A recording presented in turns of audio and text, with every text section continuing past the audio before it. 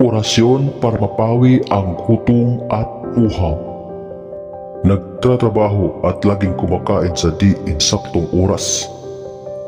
Madaling magutom at mauhaw, mainam na gamitin ang orasyon ito sa mga nagtatrabaho at palaging busy at kumakain sa di tamang oras. Pero kahit gumamit ka sa orasyon ito, ay mainam pa rin na kumain para may lakas at di magkasakit dahil ang orasyon ito ay para sa kagipitan o emergency lang gamitin. Sa paggamit ito ay dasalin ito ng 3 unit at pagkatapos ay isang lunok ng laway.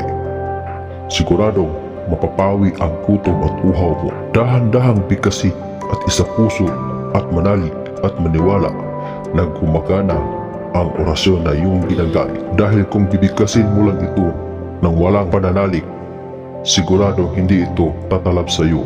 Pag napagana mo ito, huwag pakakitaan.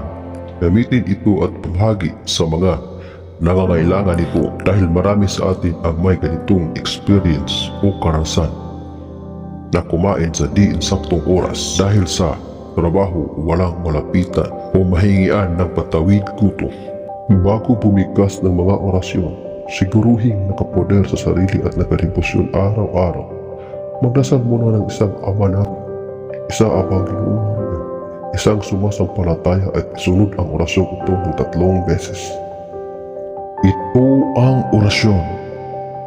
Itesak, Sanetam, Kuryupat, Nighayem, Suuram, Matuskam. Itesak, Sanetam, Kuryupat, Nighayem, Suuram, Matuskam. Itesak, Sanetam, Kuryupat, Nighayem, Suuram, Matuskam. At isunod naman ang susi, Miiriel. Yan po ang orasyon.